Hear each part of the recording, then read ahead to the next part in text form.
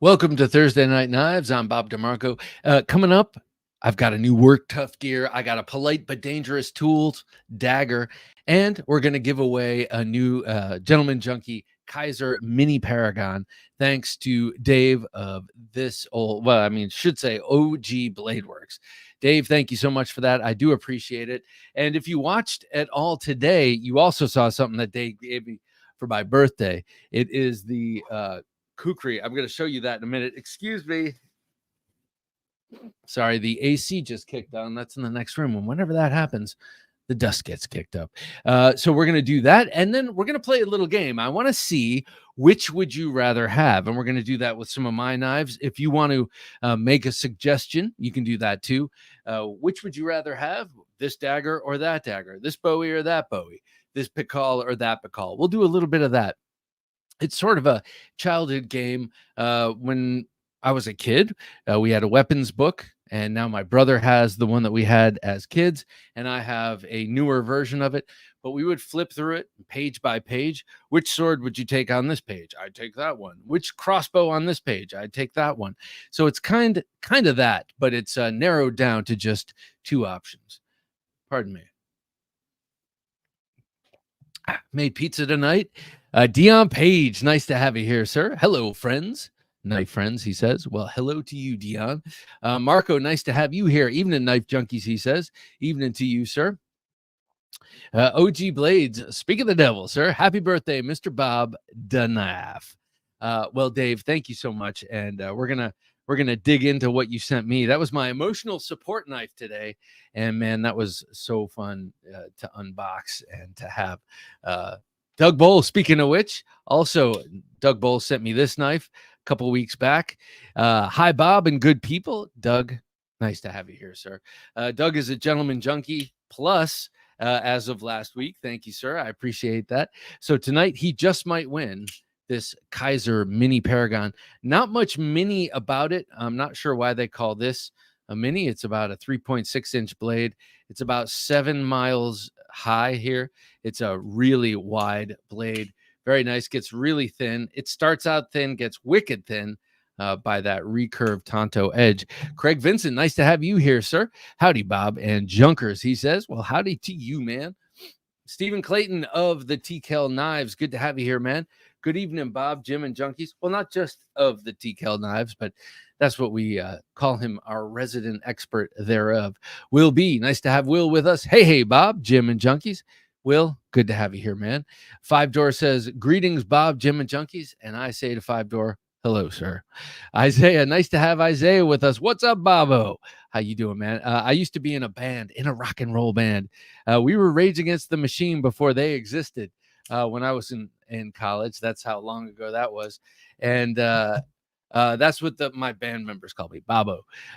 Matthew, I'm just going to say Matthew, happy birthday. Well, thank you, sir. I appreciate that. Happy birthday whenever it comes around for you.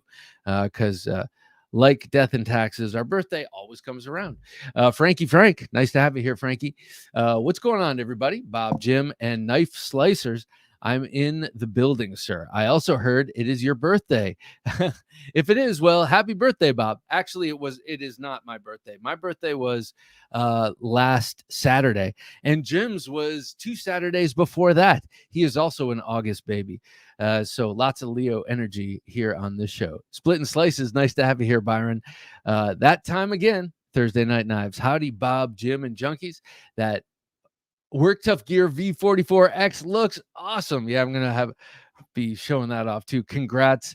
I'd take both to answer your short. All right, cool. Yeah, me too. That's which would you take of these two Work Tough Gears? If you like Work Tough Gear, they have a really cool Bowie coming out tomorrow at 8 p.m. Eastern Standard Time, 5 p.m. Central. That's when it drops. And it is called the Hondo. It's an 8.5-inch, really beautiful Bowie blade, very broad. It's got a great sort of horse hoof handle that really encapsulates the hand. It's beautiful. If you've been watching Scab, he's been playing with his a lot recently. Isaiah says, oh, I'm sorry. go back that. Thank you, sir. That's a great one for the giveaway. It's a good all-around blade. Yes, sir. And speaking of the giveaway, I just want to say next month's Gentleman Junkie knife giveaway. Whoa, I cannot say what it is yet. It has not been announced publicly, but this is one of very few, and it's coming to us from a good friend of the show. Let's say even maybe a Gentleman Junkie of the show.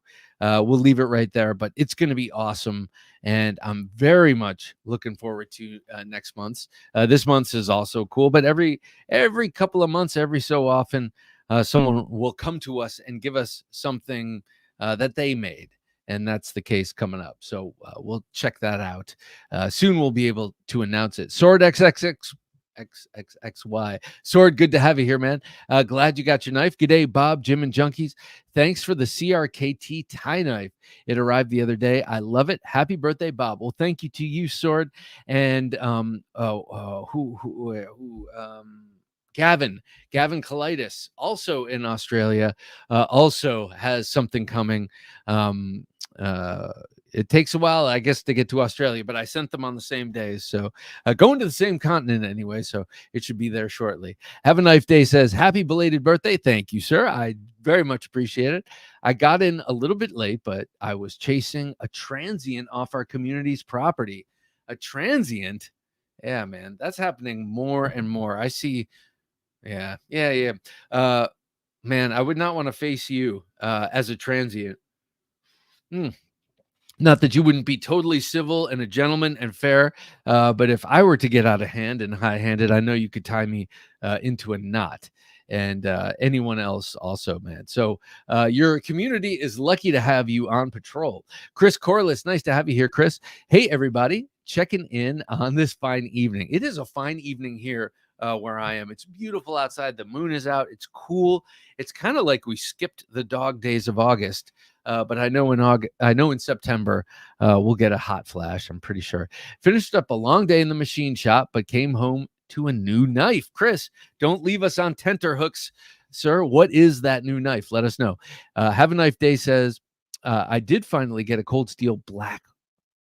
And black is Gino on the secondary market. I think you meant Black Rhino. Oh man! First of all, autocorrect and a Black Rhino. Oh my God, I love that knife. It's like it's like an old school Cold Steel hand. It's got the shiny aluminum bolsters. It's got the shiny polished G10 handles, and it's shaped like an old school case clasp knife, except it's a locking knife. So it's got a big, gnarly clip point and a beautiful kind of horn-shaped handle. And it is a rare bird. Congratulations. I want one of those so very badly. Donald Fry, nice to have you here, Donald. Hi, Bob, Jim, and fellow junkies. Finally, my schedule allowed me to join on time for once. Well, I'm awesome. I'm awesome. I'm very happy to have you here. That is awesome. Looking forward to the discussion tonight. Which would you rather have? Will be what we discuss. And actually, we'll throw one of these in two shakes of a lamb's tail. Reverend Jim Lander. Nice to have you here, Reverend. Howdy all, Jim Lander. Jim, nice to have you here. I have this out here. I have the Puzon Predator Hunter Bowie out. That was our little featured knife cam shot for the evening. I'm going to put this over here. Got a lot of stuff out to compare.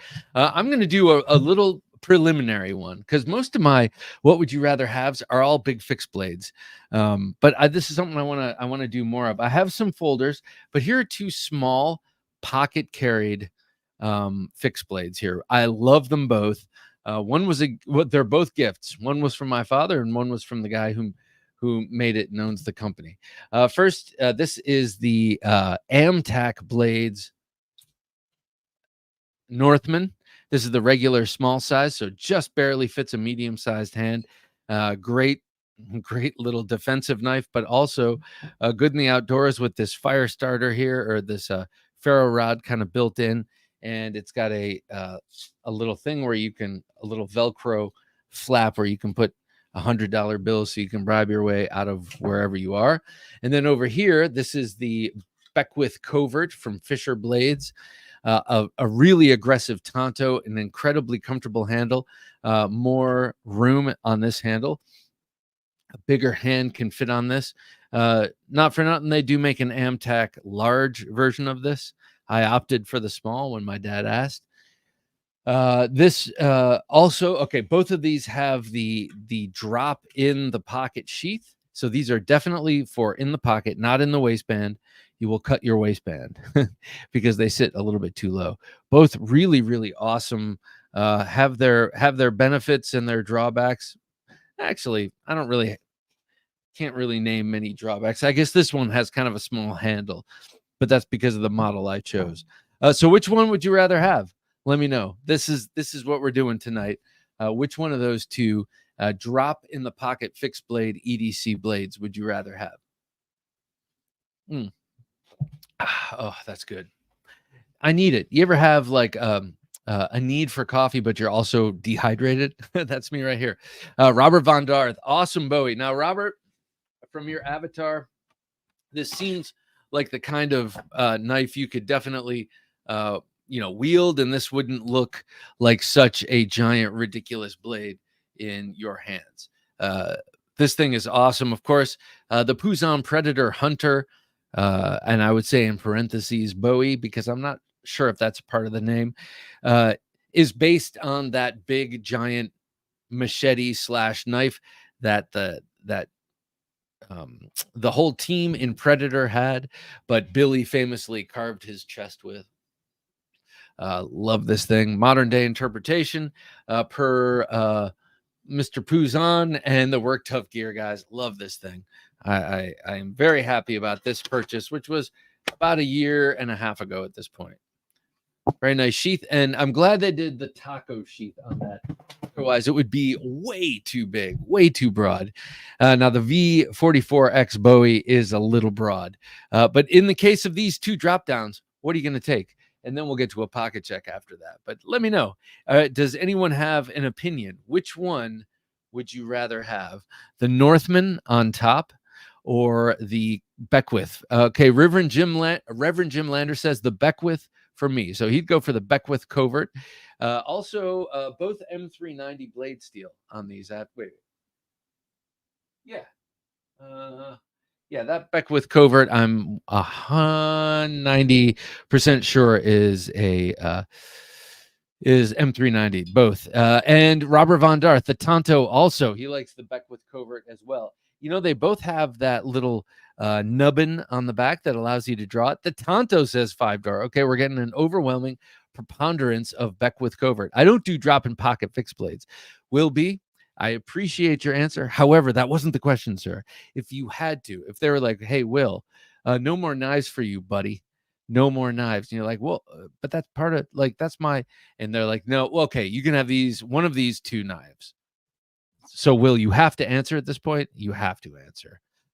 Which one would it be? Karen Slavin, nice to have you here, Clavin. Karen Slavin, nice to have you here. Karen, the Tonto looks great. Yeah, that Tonto is great. And actually that it presents that straight edge in a downward angle, which accelerates the cutting and the swiping and that secondary. The Tonto Tango, I'm thinking Kilkenny. Good to have you here, Kilkenny. I'm thinking he was saying Tonto when he wrote Tango. I'm sure for him, it's also spelled check, or not spelled check, but you know what I mean. Autofill. I hate that. Autocorrect. Isaiah says, man, I feel like either one you can't go wrong. But if I got to choose, Tonto is my second favorite blade style of all time. So overwhelmingly choosing the Beckwith Covert here. Very interesting. I'm surprised not a one has chosen the drop point. And this, it's sort of like a ski and do. Let's see. Doug Bull says, Doug says, I would take the spear point. All right, nice. I believe it's a better stabbing ability for self-defense use. I think they're both. I think you know better than I. I also think that, man, I think you're threading a needle with this one because they're both here. Let's look at them this way. Pretty thin, but yeah, you're right. That Tonto is way thinner. But then you go this way. Look at that. Yeah, you're right. I bet this would be a little bit stabbier. it is quite needly. I suppose I'd go with the Tonto, says Wilby. Don't be so disappointed, Will. This is a hypothetical, sir. You don't have to carry it, but I hear you. I got to say, when I carry the in the pocket knives, it is a special occasion. When I got both of these, I carried them like mad for like 3 or 4 weeks. But then I'll take the ski and do, says OG Blades. Yep. All right, starting to come back here with the Northman. Yeah, I carried them both kind of incessantly when I got them both, and I got them probably about a year and a half apart from one another. But in the interim, I was not seeking out other in the pocket fixed blade knives. I'm just too fond of on the belt up here, scout horizontally or in the waistband there or appendix. Sword says I would take the Northman. All right, now we're coming. I think we're one away from a tie. Gus Beck, good evening, all. Gus, good to have you here, man. I'll go Tonto mostly for tip strength. All right. So I guess we'll say that the Northman wins out here. Matt. I was going to say the Beckwith wins out. Northman is coming up. Northman is still one behind. So it's pulling up even at this point now. Isaiah says, I don't know why, but I feel like the drop is less durable. Let's see. It is a thicker blade stock, I'd say by half. So I'm not thinking that's too undurable. There's no swedge. So it is sort of a triangle at the tip. It is a triangle, not sort of. It's a little more diamond shape here. So you're going to get good penetration with that Tonto. Split and Slices says, I have to go with Tonto only because of the larger inner grip of the handle. That is a big deal. I have to say, with the Northman, and I've been noodling around with this a lot the past 3 or 4 days. It's been my kind of around the house instead of a folder. I've been carrying this in addition to other stuff. But with this, this to me is almost exclusively a reverse grip knife because it's the only way I feel certain I'm not going to come on, slide down onto that blade. Whereas if I have this in forward grip, I almost want my pinky right there. Not almost. I do want my pinky right there, and I want to butt this into the palm of my hand. Which, because if you go like this, you are going to slide up. I feel like. So I feel like it's a reverse grip knife. Period. Even though this is supposed to be all around sort of survival in the EDC, this is kind of a tactical knife to me. This is a self-defense, get off me kind of thing. And reverse grip is the way to go with it. Gus Beck, the other one, the Beckwith, however, can go reverse grip great. I love it in reverse grip. It's also good in saber grip or Filipino grip, with a choked up sort of grip there. So you have a lot more flexibility here. Gus Beck says, oh man, after looking at the spines, I may go Northman. Yeah, I see what you mean, because you do have a lot more thickness up to the tip of the blade, even though it doesn't have that, it has a different behind the tip sort of geometry, man. Geometry. Peterbilt Knife Guy. If you guys don't follow him, you must. He's awesome. He does these short videos that I watch, and I'm not sure if he has long form. At least I haven't seen any of them. His short videos are great. He is really good at kind of demystifying things, and I like his point of view. Split and Slices, $10. The V44X, please. Hope to see you all at River's Edge, August 24th, 2024. Okay, let me put these away. We got some. We got. I guess I'd have to say at this point it's sort of an even split with the Amtac or Northman or the Beckwith Covert from Fisher Blade Company. All right, the V44X Bowie. Where the hell? Oh, it's buried. All right, here it is. This thing is so damn cool. All right. Let me show you this, and then we'll get to a pocket checker. Here it is. I have it set up with this cool strap that they send. They've sent the D-rings here. Excuse me. To me, it's the only feasible way to manage this giant knife. I wouldn't want it attached to my belt, but here it kind of can slide back. Over here, you can draw it and have it in hand. Sort of, as I mentioned in the video I posted yesterday, sort of like, what's that? Like your Denzel Washington. Oh, Book of Eli. He's got the barong that he just sort of pulls out. I love that mode of carry. I have a barong machete that one of the viewers here sent me a few years back, and now I can't remember who it is. I'm sorry. It's a Schrade, and I have it set up like that. Works great. I love it. So that's how I've set this up. Let me show it to you, split in slices. I'm sorry you had to. Oh, here, I'll show it first. What am I doing? Saluting first. All right, here it is. This is the V44X Bowie. And you know what? We will do a what would you rather have before I give you that salute. So this is based on the V44 Bowie, and that's also what this is based on. This is the Bark River Knives V44. The V44 is the Marine Raider Bowie, and it was a Bowie knife, a big Bowie knife intended for fighting and also secondarily for jungle use. I said in my short, I said Southeast Asia. I guess that's maybe correct, but what I meant was the South Pacific. That was carried a lot.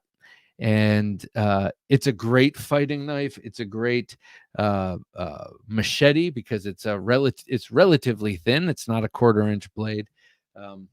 This is not a 1/4 inch blade either, but the Marine Raider Bowies were a little bit thinner because they also doubled as machetes and other kind of tools. And so this Bark River Knives representation is a beaut, no doubt. And you will tell me which one you would rather have. This one has micarta, similar kind of horse hoof pommel there. This one's a little bit different though. You've got that choil, which is so comfortable. I mean, look at how I think that choil and that finger guard is so cool looking and extremely comfortable and utilitarian. So when you can get aesthetics and utility to go together into a magical formula like that, that's always good. Here you've got a chamfered spine up to about there where your thumb probably ends, and then it goes to a hard 90-degree angle for throwing sparks and stuff. You got this cool checkered what do you call that? I guess that's knurled handle. It's like a bunch of pyramids on there. This is the steel is K329, not something I'm terrifically familiar with, but I trust it. This thing is crazy sharp. This is almost 10 inches long, and it is I've done the scab the scab trick with it, where you have a piece of paper accordioned and you just kind of let the weight of the blade slice through it. It does that. It is so sharp. I have not taken it outside and used it against wood or bottles or anything. It is still virginal, but look at that clip. Look at that crazy curved clip, that deep belly, and that general Western Bowie shape. Here's another one. The W49 by Western. Same sort of knife based on the same pattern. You got that deep belly. Here, I'll put that down there. And deep belly and the extreme clip. So I think this thing is awesome. And if you guys like Work Tough gear, if you guys and gals like Work Tough gear, definitely check them out tomorrow. They have, like I said, that really nice Bowie called the what I said it before, not the roughneck. It's it'll come to me in a second. Check that one out. It is really beautiful. You're like, yeah, thanks, Bob. Thanks for the tip. But there are only a couple of knives dropping tomorrow, and that is one of them. Let's see if the Hondo. It's called the Hondo. I was gonna say the Honcho, but it is the Hondo. Check that out. And then they have a couple of other things. Work Tough gear, really cool. Very small batch knives, small batches of knives made in Hong Kong, and in a small shop. And they're really, really badass. And they have a lot of cool designers. I was just perusing their website today, checking out all the different designers they have working for them. So there it is, the V44X Bowie. I will show it off again. sometime this evening. But here, this is for you, Byron. Thank you so much, sir. I really do appreciate it. Look at that. Stupendous. So what would you take here, if it's the Bark River or the V44? Mark Salva, shalom to all. Shalom, brother. You brothers, and perhaps a sister or two. Glad to be home from working in the coal mines. Well, I'm glad that you're home, and I'm glad you're home safely, and I'm happy you're here to join us. We're just talking about the Western style Bowie, especially tonight. I'm trying to say Bowie, especially this new Work Tough Gear V44X. It is stupendous. And the sheath dropped on the floor, so I'm going to set this on my computador. And those of you who are Gentleman Junkies, tonight, this is the night we're giving this sucker away. This is the Mini Paragon by Kaiser and RS Knife Works, and it is something cool. Speaking of which, Northern Knives, good to have you here. Hello, Junkies. Bob, Jim, I'm late, but I made it. I was just saying that the next Gentleman Junkie knife giveaway is going to be very special, but I can't say anything about it right now. I'm not going to spill the beans like I did last time. Luck Knives, howdy. Howdy to you, sir. Good to have you with us. I like that big chef's knife you were working on the other day. That was cool, with the slots in it. Oh, there we go. I'm getting good and stuffed up. All right. I think I've said enough. Maybe when we come back from this pocket check, you'll let me know which one would you rather have, the Bark River V44 or the Work Tough Gear V44. Both awesome, both intimidating, both cool in their own ways. Tell me which one you'd rather have. But as for now, let us now get to a pocket check. What's in his pocket? Let's find out. Here's the Knife Junkie with his pocket check of knives. This is what I had in my pocket today. Dave, I know Dave knows this knife, and I am loving this thing. This is a prototype from Dirk Pinkerton. It's called the Standoff, and it's a Wharncliffe, a true Wharncliffe, a Wharncliffe like you see on a traditional knife. All right, I'm going to put this other Bowie away. I didn't quite have time, and I don't want to get sliced up by being absent-minded. All right, let me put this over here, and then let me get back to talking about this. This has been one of my favorite pocket knives in weeks. I don't know. You know, I have all sorts of stuff, and I love it, but this is one of my favorites because I love Dirk Pinkerton designs, and he brings together a lot that I love. Utility and tactical always together. This one is the perfect size. I love that Wharncliffe, that traditional Wharncliffe. Arkansas EDC, nice to have you here, sir. Split and Slice says, I'll take the Work Tough Gear V44X for the size, the choil, and what appears to be an awesome balance for a big knife. It does have an awesome balance. That big long handle helps. Isaiah Pavlik says the Work Tough looks like it will cut air and other metals. Very nice. Yeah, no doubt about that. It is awesome. This S90V blade here on this Wharncliffe by Dirk Pinkerton will cut a lot too. Craig Vincent says, Bob, I didn't know it was your birthday. It's not tonight. It was last week, but I appreciate it. I really do. Happy birthday. Could you use another large Bowie of questionable to medium quality? Always, my man. I'd be happy to send you one.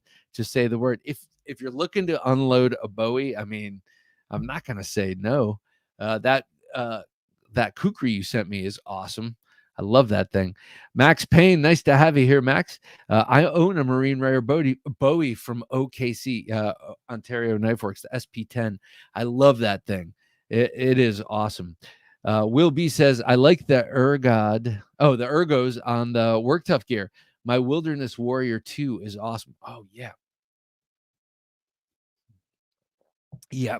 Everything I've held by them, I've now experienced 4 Work Tough Gear over a period of time because I borrowed 2 from Scab for a little while, and I have 2 of my own. And then at the booth, I held them all. So having held them all, they are all very comfortable and ergonomic. And like Byron was saying, well balanced. Most of them are quite big, but they don't feel unwieldy. Even though I blame the Puzon Predator Hunter of being unwieldy, it doesn't feel that way these days. Karen says, both are nice, but I'll take the work tough. Yeah, I hear you. Yeah, that's also a V edge as opposed to an Appleseed edge or a convex edge. Split and Slice says, work tough gear. The Hondo drops tomorrow. Yep. Tomorrow, 8 o'clock Eastern. V44X says Stephen Clayton. Nice. Work tough, made in Taiwan. Taiwan. I said Hong Kong. Thank you, sir. Appreciate that. And speaking of Dave, he's got this. He put a review up of this knife not too long ago. S90V is really cool. Max Payne says, Max, hello. Jesse Who has been producing some cool stuff in his garage. I don't know who that is. Max, who is that? Or what knife has Jesse produced? I might know that person more by their knife. But I love hearing that. A lot of our favorites started in their garage or are still there. Isaiah Pavlik says, the Hondo. I want that last one because of the Duke reference. I don't get it. Duke University. Doug Bull says, Bob, for chopping and survival, use a larger Bowie. For self-defense, stabbing power, smaller Bowie. Yeah. Well, or for self-defense and stabbing power, you could go larger Bowie, but different blade profile. The V44, I love it. I love it. And the big belly is good for all around, especially if you're using that thing more as a machete than anything else. But if you're going to get in a fight with a Bowie, it should be something like a Muso, I think. Something long or like a Hell's Bells, something long and slender, nice long swedge that you can back cut with, or that, just that at the tip presents a diamond shape. Now with the V44 shape, it's not much of a, actually, there's a video of the guy who designed the V44 for work tough stabbing, doing some serious stab stuff against a tree. And it's, it would be horrifying, of course, but this is way more of a thrusting knife than that. The V44 seems to me way more of a slasher and a chopper. And this can do both of those, but that thrusting stabbing is like coup de grace stuff. Arkansas EDC should know something about that, coming from Arkansas. Changing my answer to Bark River. Love it. That Bark River is sweet. That was a birthday knife when I turned, 48. I think 48. My dad got that for me, which was awesome because he saw, something like that. He saw one of my shows and I talked about wanting one of those, and he's like, I'll get it. And, sometimes guys are not as tuned into what people want. They don't listen maybe as well. Maybe they don't take notes as well as women do. But my dad was like, I know what my son wants, and he nailed it. Bark River for me, says 5-door. Very nice. Okay. All right. Again, we're getting a bit of a balance. Work tough, says Robert Von Darth. Yeah. That stands to reason. Also, very large handle on that. Burnt Toast. Nice to have you here, Burnt Toast. Bark River strictly because it's American made. The work tough gear will be better made / ground. Bark River QC has suffered greatly in the last few years. I kind of have to admit that I might agree with you. Not that I knew what it was like before, though. Like it's not that I saw a noticeable decline, but the grinds on my Shining Mountain are not, like, I always kind of thought they could be a little better. That's all. Interesting usage. You should say that because I've never voiced that. All right. Let's say Knife 123. Nice to have you here, Knife 123. All Bowie knives rock, and I could not agree with you more. All right, in my pocket. This was a weird carry today because I had a lot of straight edges here. The other one I had here. Oh wow, Knife 123 super sticker, $10. Thank you, sir. Here, let me put this down here. But before I do, I'll just show you real quick. I had another true Warncliffe here in my pocket today in the brand new Viper from Jack Wolf Knives.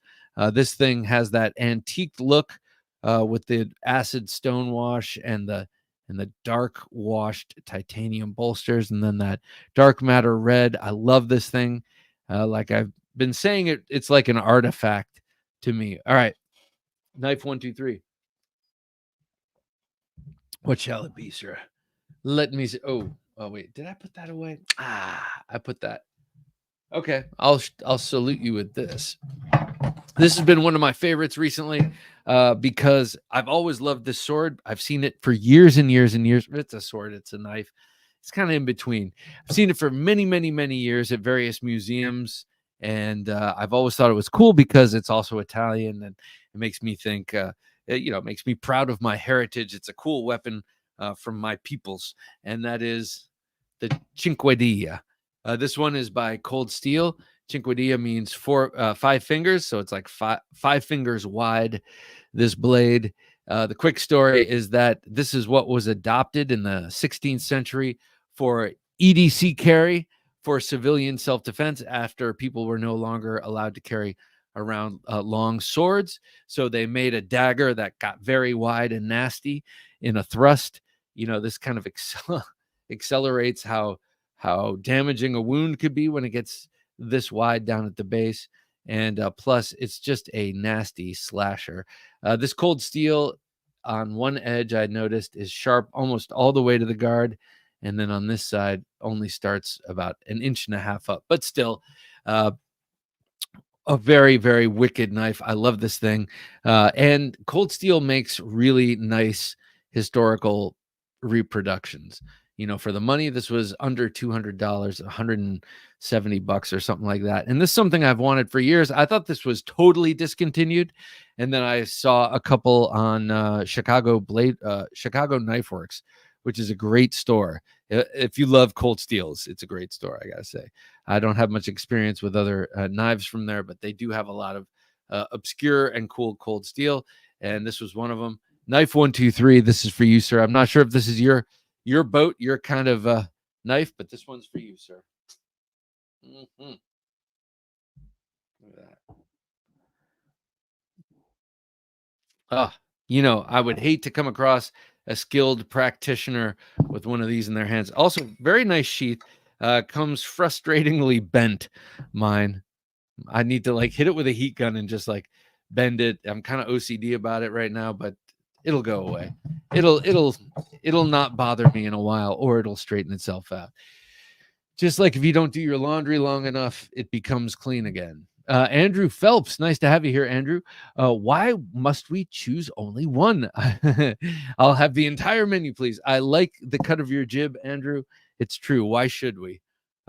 Okay, so we had the standoff here, the Pinkerton prototype standoff. I don't think I finished saying this is a prototype. He's handed a few out, one to me. I know one to OG Blade Reviews, Dave, and he's done a great review of them and probably a couple others. I am loving it. I have basically one little note I will send in, but it's also a note that he has already acknowledged.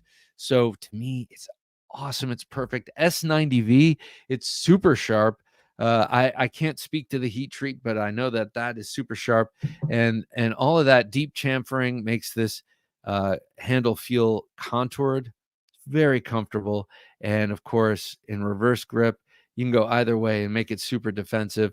It's a 3.7-inch blade, so nice size, and I love it. Again, I had the new Venom Jack with the red dark matter. So 2 Warncliffs, not necessarily my style, but definitely not my style to have 3 totally straight blades. And then I had the Nova 2 on me. Oh, there you can see it's an ivory handle. I'm always complaining about how it just looks straight white under the regular knife cam, but on that it looks pretty cream colored. So this in my waistband, this will be open for 2 more weeks. This pre-order for this custom made knife by Matt Chase of Hogtooth Knives up in Massachusetts. It is a Kiridashi deeply hollow ground 154 cm blade steel with that dark acid wash. And then I'm going to come back over here, and the ivory handles with the red liners and the black pins there. Not pins, but screws, barrel screws. Very comfortable and super wickedly sharp. This thing is I honest to goodness, I used it a lot when I first got it, and then I haven't used it in a little while, though I've been carrying it all summer. And then yesterday to unbox something Dave sent me, it just was popping, taping, slicing through cardboard like it wasn't there, and it was very fun to use. Okay, next up, I had this on me. This is my birthday knife. It's the Tylite 6 from Cold Steel. You know this knife. This is the old stalwart uh, Bill Bugakowski. I'm not sure who designed this, but very cool version, a modern day version of the traditional Italian switchblade slash stiletto. I got this at Willie Knives out in Delaware. I just interviewed the two owners of that place, and they will be on the podcast on Sunday. They were awesome. We had such a nice time there, and they have it's cool right in the middle of I shouldn't say in the middle of nowhere, in the middle of not urban, in the middle of rural Delaware, in the middle of the cornfields. Boom, there's this knife mecca. It was so cool. And so I had to buy something. It was my birthday, and it was a knife shop. If I ever see a knife shop, I am walking in there, I am buying a knife. I don't care if it's a cheap one or a great one. I've been looking for forever. Knife stores deserve my patronage and all of our patronage. And so to see a brick and mortar knife shop was like, I was a kid in a candy shop, literally. No, not literally. I was a man in a knife shop, and it was great. And then for emotional support, I had something. This is basically like a state of the collection at this point. I had this on me, and this I didn't have on me, but I did have it with me, very close at hand in my backpack. Let me see. Do I have to go large? Here it is. This is from Traditional Filipino Weapons, a bunch of forgers down in the Philippines who make incredible Filipino weapons, and then a number of other world weapons like this kukri, some other Asian bladed weapons, as well as some European Western bladed weapons. This was sent to me by the great and powerful Dave of OG Blade Reviews. Dave, thank you so much for this. Dave is buddies with Ron Kazakowski, the American gentleman, and he's been on the show. Kali teacher, JKD teacher, like old school badass Filipino martial artist and JKD Jeet Kune Do martial artist extraordinaire. And he is the guy who owns traditional Filipino weapons, and gets the various I don't know, I think they sell about 40 different blade designs, different swords and stuff from the Philippines there. And a few years back, they branched out into other weapons like the kukri. They do a broadsword. They do a katana type thing. They do the butterfly swords, a Celtic sword, all sorts of, I think a Norman sword. They do all sorts of non-Filipino weapons at this point, which is they do a cool Bowie. But this, I got to say, just takes the cake. I'm going to go to this main camera here. It is so it's big. That's a big ass blade and big handle, but it's so perfectly balanced. And not that this is how you would necessarily fight with a kukri. I know Bando has some very Bando has very similar angles to Kali, but I think they execute them differently. I don't know. A knife is a knife, a chop is a chop, and let's just say this is great at that. Thrusting, chopping, slashing, this hollow ground edge. But what people forget, or maybe don't even know, is that these are great for thrusting. You can thrust with a kukri without ever having to change the angle of your wrist. It takes very little to get that point right where you want it to go when you're thrusting with a kukri. And that's the same with a lot of these Filipino swords and knives that have downward angled blades. So this did bring much emotional support, knowing it was close at hand, knowing that basically all hell could break loose and I'd be doing all right with this on me. So Dave, thank you so much for this, man. I so greatly appreciate it. It is such a generous gift. And Well, it's a real masterwork. Macho, good to have you here, Macho. Macho Blade says, what's going on, Bob and Junkies? That kukri looked pretty cool in your recent vid. Well, thank you, sir. And yeah, traditional Filipino weapons. You got to check out this company if you like swords, short swords, karambits, exotic weaponry, crazy blade shapes. Don't forget the Philippines is a large archipelago, lots of islands, lots of communities, and all those communities kind of have their own blade shapes. So you can really go down a rabbit hole with the Filipino knives and swords. Isaiah says, old school John Wayne movie character. What is? Wait. Nah, I hate it. I hate it when I forget what you're referring to, or if I don't know. Split and Slice, it says Isaiah Pavlik. Oh, sorry. Marion, aka John Wayne, just roll. Oh, okay. All right. Okay. All right. So yeah, this is what I had on me today. What did you have on you today? I had 5 knives, some kind of aggressive ones. If you were disposed to think of them that way. Of course, I'm not an aggressor. But this is what I had on me: the Tylite 6, the Nova 2, the Venom Jack, and the Standoff prototype from Dirk Pinkerton. I love that. Do you guys like Dirk Pinkerton designs? He makes incredible stuff, and this has been very fun to carry and use. Burnt Toast says today's carry is right pronghorn, Fox Knives Nautilus slip joint. Protect Godson. I love that knife. And custom pry bar bottle opener. Okay, let me ask you, Burnt Toast. That's a very nice carry. I'm not sure I know what the right. Oh, LT right. I said it right. LT right pronghorn. I'm not sure about that knife, but of all of those implements, mostly knives in that pry bar, what do you use? What are you most likely to use out of that group most in your daily? I'm curious. Frankie Frank says, I got a Cold Steel AK-47 fixed in 3V in my hand right now, sir. That sounds awesome. I love that sort of stubby clip point blade. I don't want to say stubby, but it's an all business clip point blade. And then that cool handle. The handle has a little bit of that Filipino flair to it because of its pistol grippiness. Doug Bowl says, Bob, my windlass primitive Bowie has an edge point. Has the edge point is longer and lower for penetration. Windlass primitive Bowie. I'll have to look that up. I do like windlass cutlery. I know that they do some OEM work for Cold Steel. Some of their, like the Wild West Bowie, I believe, and the 1917. I believe those are both made by Windlass. So I like their stuff a lot. Mattisfaction, nice to have you here, sir. Mattisfaction says, hello, everyone. So Mattisfaction, Matt, did Post Malone take note? I'm curious.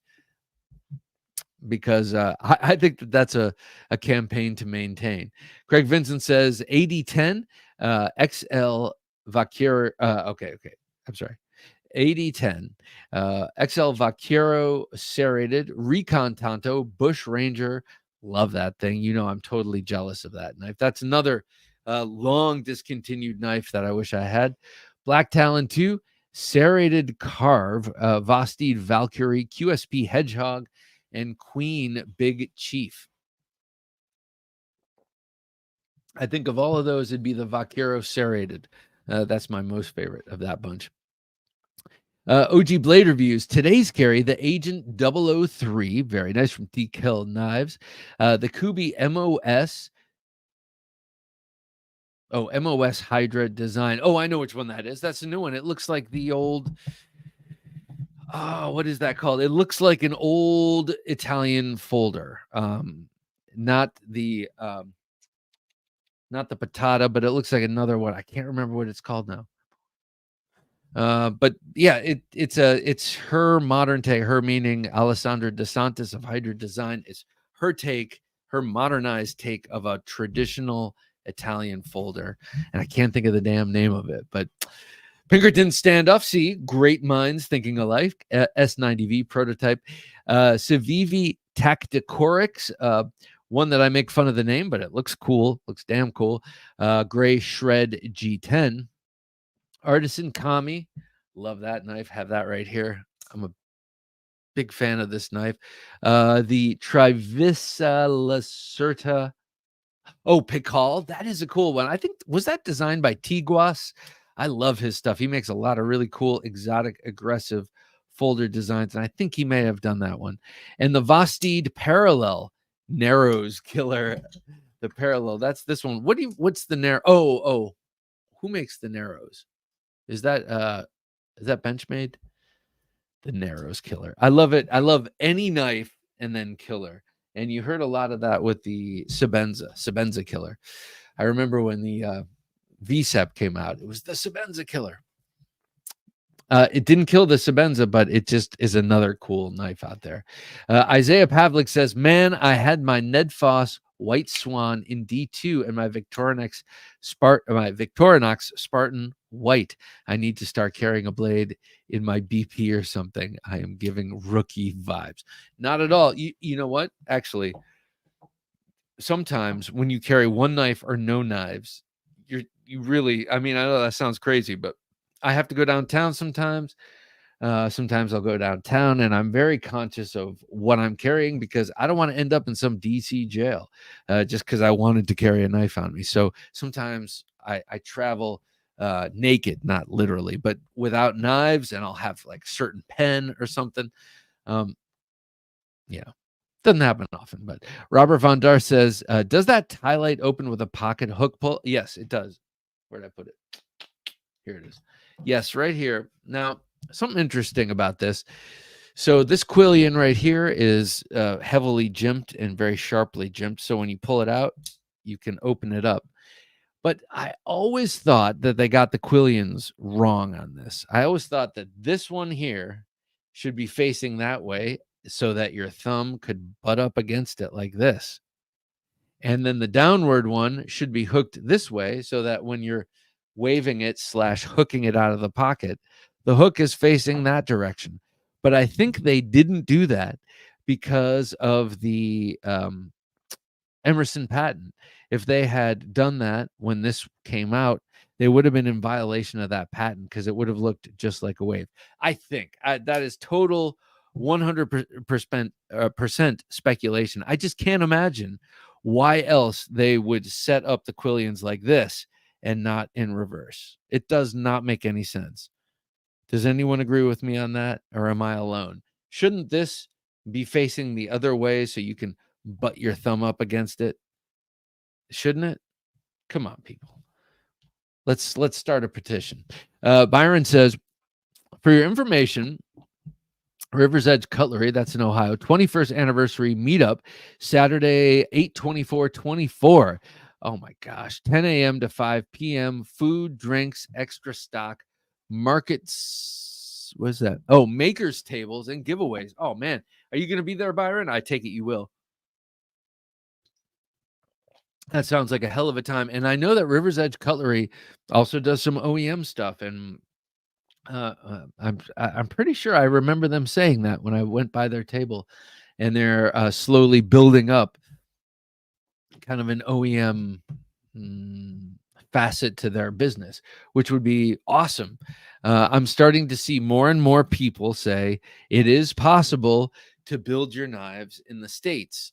Maybe not at the same margins and maybe not the same knives yet, but all of that is possible and becoming more and more possible. And makers who want that or designers who want that just have to push for it, and it should come. All right, before we get to the Gentleman Junkie knife giveaway of this Kaiser Mini Paragon, I want to welcome a new patron. He's a traditional junkie, and that's John P. I don't have permission to say his last name, so I'll just say John P. John, thank you so much, sir. I greatly appreciate your patronage, as does Jim. And it's generosity like that really helps us keep going. So I very much appreciate it. Thank you, sir. And I also want to thank Doug Bowl, who upped his monthly subscription on his own, of his own volition. So I appreciate that too, sir. I really, really do. Gus Beck says, today's carry was my new Strider SNG. Oh, sorry. I just said that like Oprah. SNG. I have my SMF out. I love this thing. And I don't, it's underappreciated for me. Okay, let me start that over. Gus Beck says, today's carry was my new Strider SNG and PM2 with black blade. Blue aluminum handle from Advanced Weapons Technology and a Lynch Northwest clip. Very cool. That sounds awesome. I like PM2s enough. I have one and it's a workhorse and I do like it a lot, but doesn't set my soul on fire. It doesn't get me going. Doesn't get my motor running.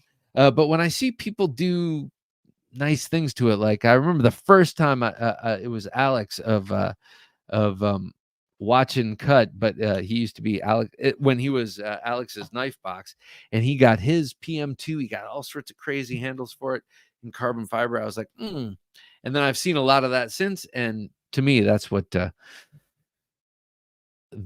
like about a PM2. Someone who puts a little extra juice into it, they look pretty cool. Will B says, Bob, I'm from Ohio, and I can say the middle of the cornfields is the middle of nowhere. All right, cool. All right. I, too, am from Ohio, just northeast Ohio.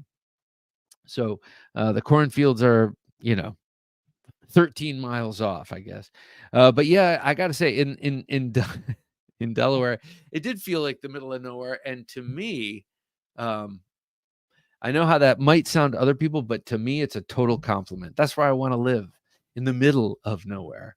Like, not just nowhere, but in the middle of it. Frankie Frank says, I was rocking my Cold Steel Frenzy today. What color? Let me know. I have the green one. Some inspiration from the ancient Japanese Kabutawari helmet penetrator blade. Yes. Per Andrew Demko, who studied Aikido his whole life because his dad, he grew up in an Aikido studio. His dad taught Aikido and other Japanese martial arts, including swordsmanship. So that's, Andrew Demko is also a big dude, but, he can kick your ass in some pretty exotic ways. And so he's inspired by a lot of different cool stuff. And I always thought the helmet breaker or that Frenzy reminded me of a Gunun thing, but that's my lens, It looks like a sickle-shaped Filipino sword to me, but it's based on something else. It's also Asian, but I love that. Humphrey Chimpton, good to have you here, Humphrey. Why are most of the knife stores in the East and the South? They're in the East? Well, I'm guessing it's the knife laws. Now, I live outside of Washington, D.C. Before I moved here, like 20 years ago, when I was dating my wife and would come down here to visit, there was a place called Chesapeake Knife and Tool, or Chesapeake Knife Store, or whatever, in a mall in Georgetown, which is kind of like not fancy, but it's it's like a nice part of town. It's got a nice little shopping area on the river and all that. And they had a knife store there, and it's no longer. I say obviously because it I don't know. I can't even believe it was ever here. But same thing. Growing up, there was a knife store in my mall, my local shopping mall. It was the biggest mall in all the world for a while before the Mall of America, the Randall Park Mall in outside Cleveland. They had a knife store. But I'm guessing it has to be knife laws. But the East is not known for its great knife laws. I'm thinking the South and the West, and maybe the Midwest have the best knife laws. So I don't know. To answer your question, I have no idea. But I do know that actually my home state now, since our knife laws have changed, thanks to Doug Ritter and Knife Rights, and now has Knife Center here and Blade HQ. I think they're still here. They moved here a while ago, and then some other stores, and then there's stuff. So I don't know. But my observation is there are no knife stores around me, so it feels like they just don't exist. Arkansas EDC says the closest knife store to me is A.G. Russell. Oh, that's a flex. That would be so nice. By the way, that A.G. Russell sandbox Bowie is kind of a V44 Bowie. Oh, that thing is cool. Check that one out. The A.G. Russell Sandbox Bowie. That is cool. Designed for men and women fighting in the sandbox when it was made. Doug Bowles says, Bob, in my vehicle did have the windlass. Wait, I'm sorry. Bob, in my vehicle did have the windlass Bowie, and on my person, the SOG Sidewinder. Yeah, I've been calling this the SOG Winder, which is kind of parochial, not parochial. It's what do you call it? Uh, it's what some people just kind of call it, like Brangelina, same kind of thing. But yeah, this is the SOG Sidewinder, and this is what Doug Bull gave me. This is the good one, and not necessarily the good one. This is the pristine one, and he kept his duty one. Oh, this thing is so wicked, and you can't get this anymore. So again, Doug, man, thank you so much. Will B says there's a reason those Gurkhas who are professional badasses use kukris. Yes, I told the story about we had a bando guy. Bando is a codified form of fighting with a kukri, though I'm not sure if it's technically what the Gurkhas use. But anyway, a bando guy came to a martial arts, the Anderson Martial Arts, the place I went to for a long period of time in New York City. Awesome place. If you're ever in New York, check it out. But he came and he was talking about how there are stories that guys would tell of going into battle, and they all draw their kukris and as they're running into the melee, chopping off the arms of their friends by accident, because things get very close, and they're very sharp, and they're running, and they're shaped like this so that they just lop stuff off easily. So lots of sort of kukri mishaps on the battlefield. Luck Knives, Mike carried his chupacabra from Tactile Knife Company. That is a sweet knife. Very, very nice blade on that knife. And I like what you've done to yours. Luck Knives has stripped the aluminum off of his chupacabra. He put 3 grooves in it, kind of at an angle. It's really, really nice. Five Door says the XM18 and the GEC 32. Now, which one is the 32? I'm wondering. I love the XM18, but even more, I'm a fan of the 24. I love this thing. Arkansas EDC says, if we're talking what I carried at work, Benchmade Mini Adamas, Cold Steel, Sodbuster Jr. Oh, I'm sorry. I totally just made that up. Case Sodbuster Jr., one of my favorites. The F & Grow 396 Ozark Trail D2 Axis Lock. I'm testing.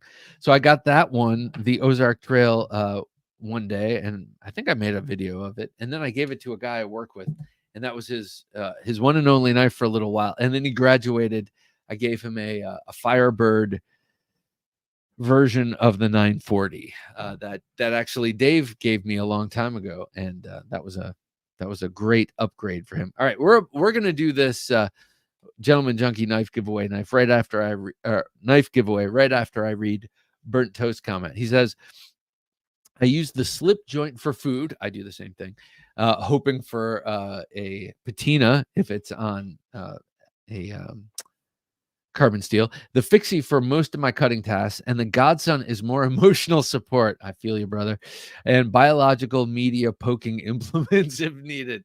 Yes, sir. Yeah. Oh, that would do it for sure. That knife has a very interesting. Well, it's kind of like that Cinquedilla. It's like a very triangular shape. I need to get a godson or a godfather. Need to bring that into my life. I think that's a moral imperative. All right, let me read off these patrons here, and let's get to it. Five Door, we have Ben Belkin, Byron Kennedy, Caleb Townsend, Cam Michael, Christopher Brocious, Colin Maison Pierre, Craig Vincent, Doug Bowl, Edwin Callow, Gavin Colitis, Jay McConnell, Jeff Wright, Jesse Tellis, Jock's Knife, JVF, Larry Elizondo, Mark Salva, Martin Gamboa, Never Enough Knives 007, PJ DOEF, Scott Nelson, Sean Curry, Stephen Michael Roberts, Tony Kim, V2, Northern Knives, and Will B. Thank you, gentlemen. Your support is greatly appreciated, and I think we're gonna roll this wheel of destiny and wheel of names right now. But first, let me. Sorry for all this stuffiness. There it is. All right, Jim. Let's spin that wheel in 3, 2, and 1. In my best announcer voice. Let's see. Who's it? Oh, is it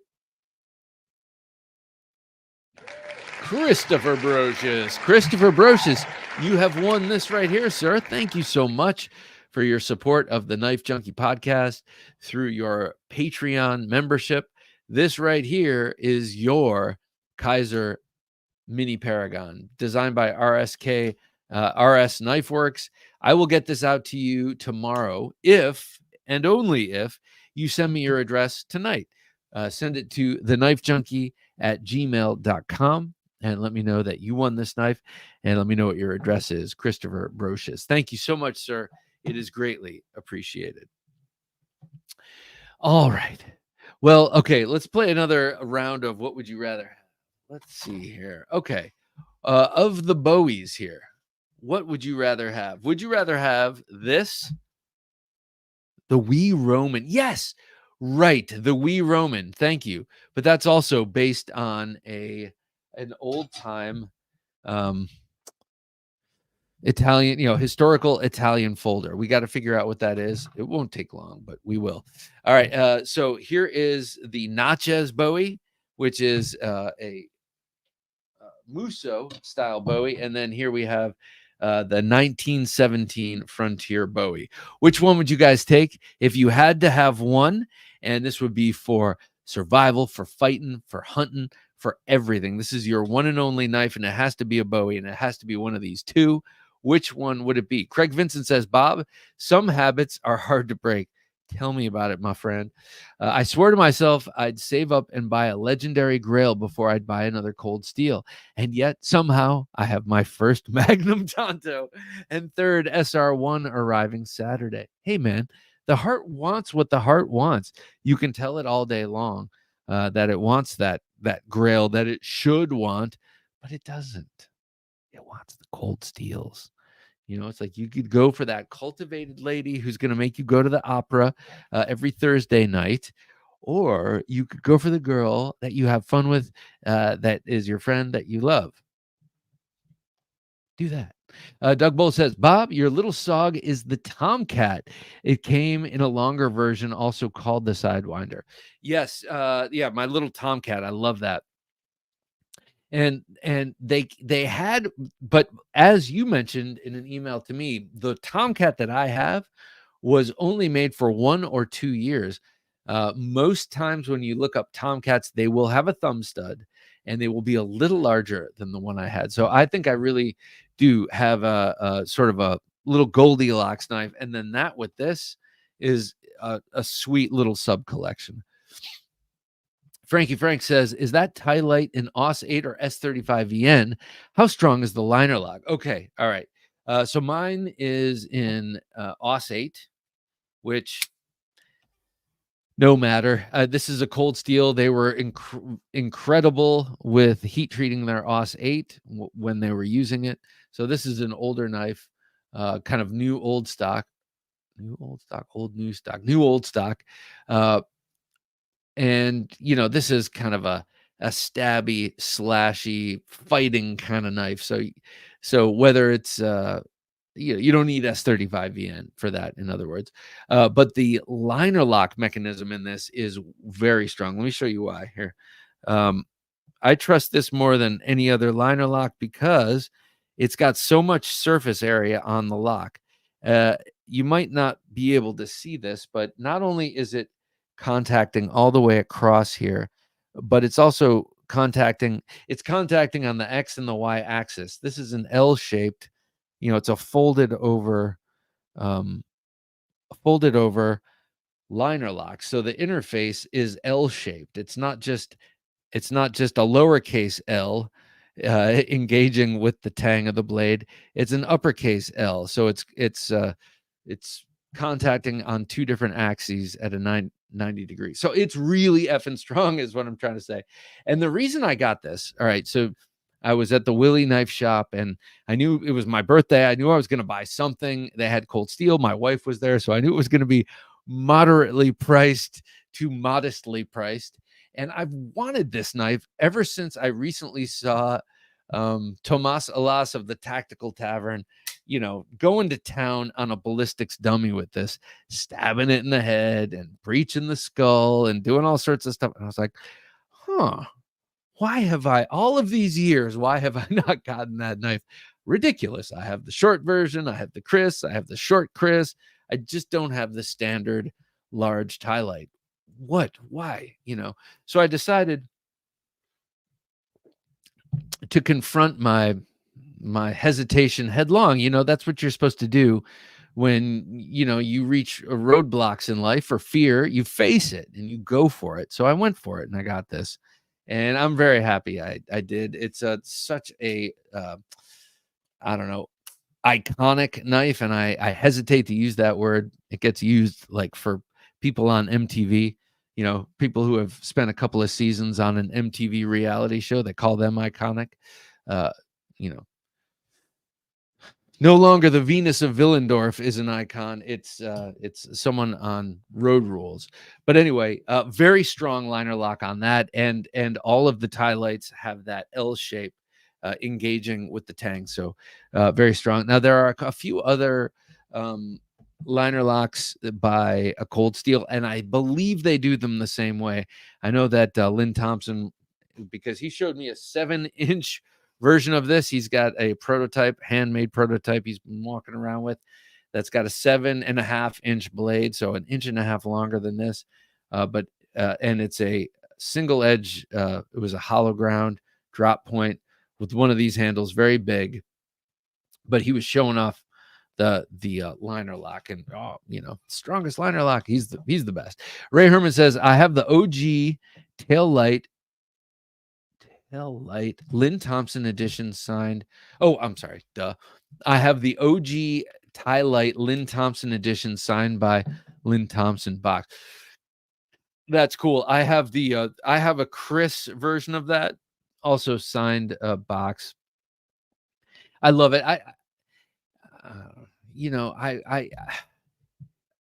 How they say that people kind of stick with the music and the fashion that they kind of came of age in. So I came of age, coming of age in your 20s or whatever. For me, it was in the 90s. So yeah, I still wear bootcut jeans. I just don't like them, cramping my ankles. I'm not a skinny boy jean guy. So that's just, I'm stuck there, and I still like some of that music and the stuff I was into back then. So some of that still stays, some of that remains with the knives and some of the things you go after there. Stephen Clayton Jr. says, Rem Alliance Scourge, TCAL Knives Agent 001, 002, Raider, Taylor's Ridge. This one, I don't know. What is this? Taylor's Ridge. Do tell, Stephen. Taylor's Ridge. What is that? This is a TCAL knife called the Taylor's Ridge. The Combatant, the TS-87, that's that tactical screwdriver. FLN ×2, the Guardian, the Night Guard, the Night Guard 2.0, the Night Stalker combat grade, the Gideon 3V, or version 3, which is kind of like a Night Stalker with a more aggro blade and ring. The Striker, and the Wingard Wearables Micro Dick Pick, and the Crudo SD5. That's the snag bit. Damn. No one better step to Stephen Clayton, or he's gonna have you 3 ways to Sunday. But I'm sorry, Jim, go back one. I'm sorry. You have to let me know what's the Taylor's Ridge. What is that? Thank you. Robert Strebin, nice to have you here, Robert. My carry today was the Leatherman Wave and SOG Blackout. What is the SOG Blackout? Is that one of the new ones? Burnt Toast says, have a couple of rather good knife stores down here in North Florida. Florida. You guys are way ahead down there. What movie is that from? Except he's not talking about Florida. He's talking about California. Yeah, California. They're way ahead out there. What movie is that from? Gus Beck says, yeah, Bob, for me, the tricked out PM2 is like a glorified utility knife. I work construction, and the Strider is the Knife Junkie knife. Gets me going, Yep, I do indeed. There is something about a Strider. Its lineage, there's It's unique construction, it's unique look, the feel of it. It is a compelling knife for sure.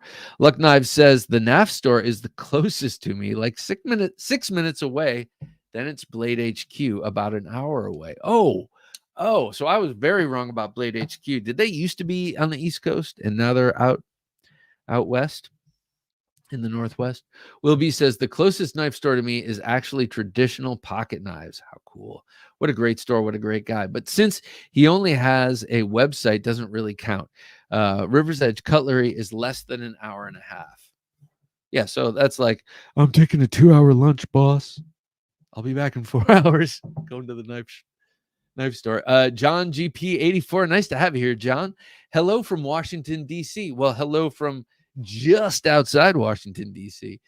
Carrying my Endella in PD1.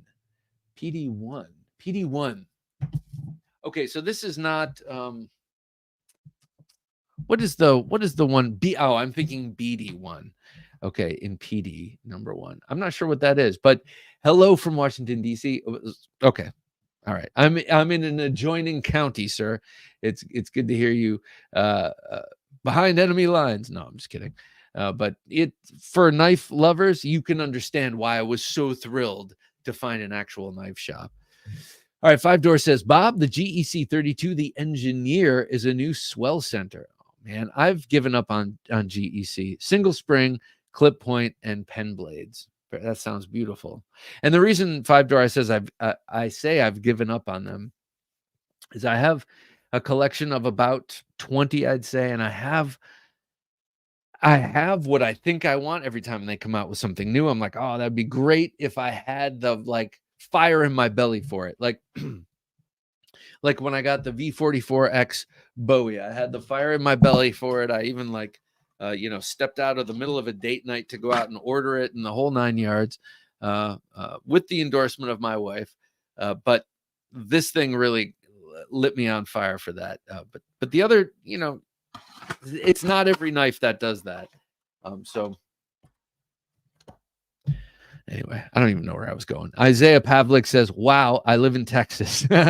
So we have gun, knife, surplus stores everywhere and still kind of do. But not going to lie, COVID did its thing and hit a couple of stores hard. Yeah, those stores like the Army Navy surplus stores, they're few and far between now. I mean, I would imagine they were always existing on the margins, but then you throw in all sorts of rules. I know here now, like if you go to Walmart here, like all the knives are behind the case. And for a while, they just had the boxes. So ridiculous. It's like, we don't want to sell any knives. We have a whole bunch of them, but we don't want to sell any of them. They just had the boxes sitting in a cabinet. They didn't have the knives out. It was ridiculous. Andrew Phelps, Patina? I hardly know her. Yes, but sometimes you just got to go for it, sir. Frank, but yeah. All right, I'm not going to make that joke. Frankie Frank says, Cold Steel is great, but just point towards pre-GSM. It's simple. Well, so here's the thing about this, Frankie Frank. Maybe that's starting to become true. It's hard to say because so many Cold Steel knives have been made that it's hard to tell when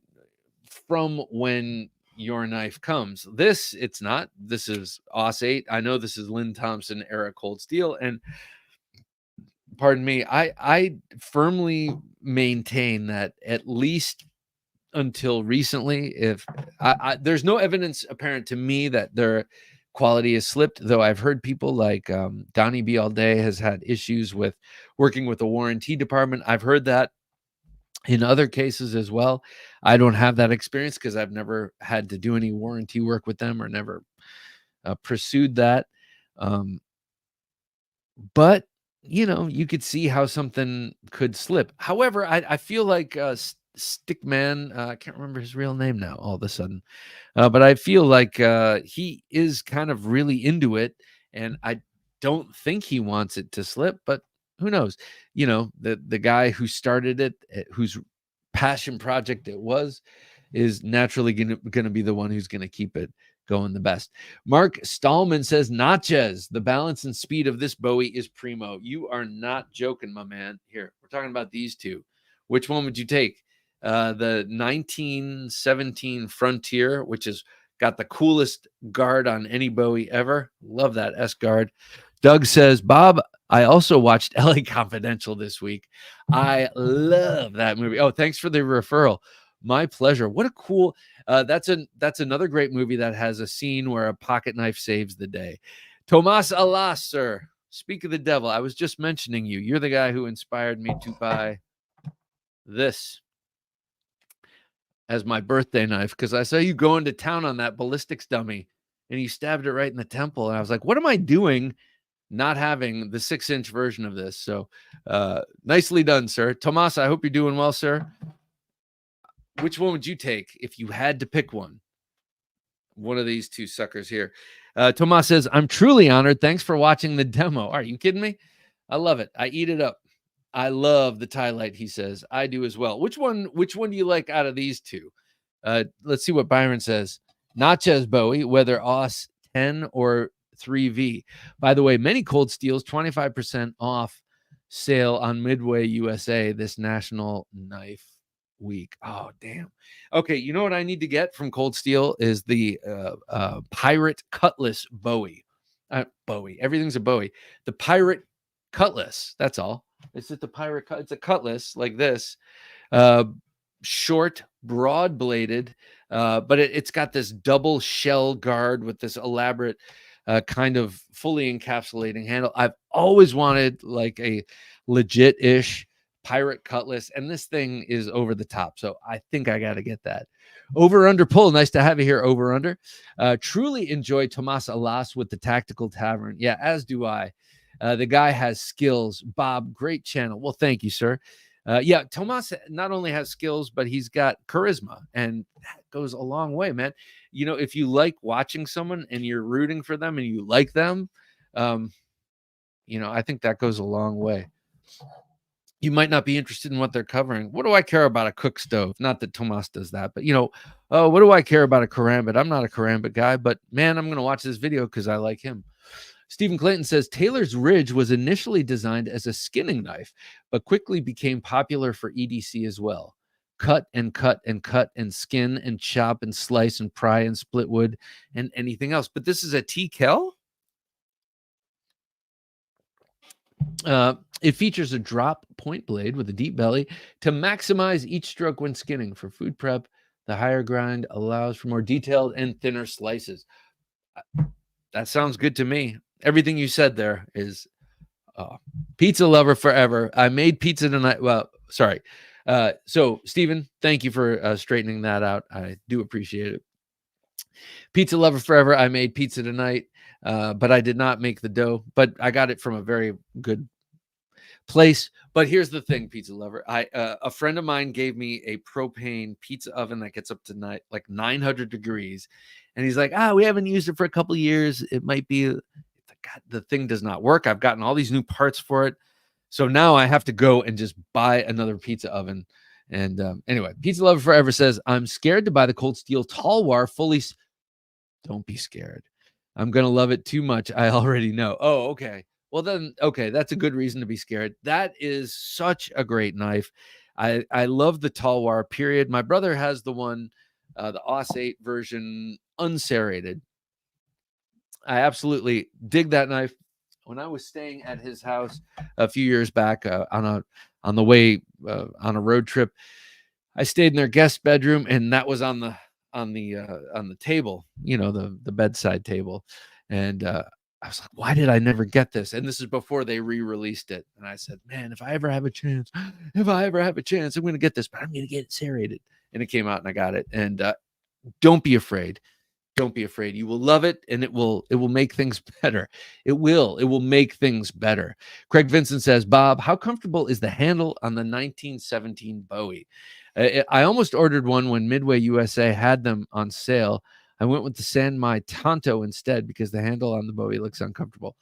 It's not uncomfortable. The only issue I had with this is the same issue I had with the Western Bowie, is that their manufacturer, and I believe Windlass does this, and a few others, including the Western style Bowie. They overdo it on whatever this coating is that they put on the wood. It's like some sort of lacquer or something, and they overdo it and they don't allow it time enough to dry, and so it always feels kind of tacky. And so what I've done on this and on the Western is just rub it down with isopropyl, regular 90% rubbing alcohol, until nothing else comes off on the cloth.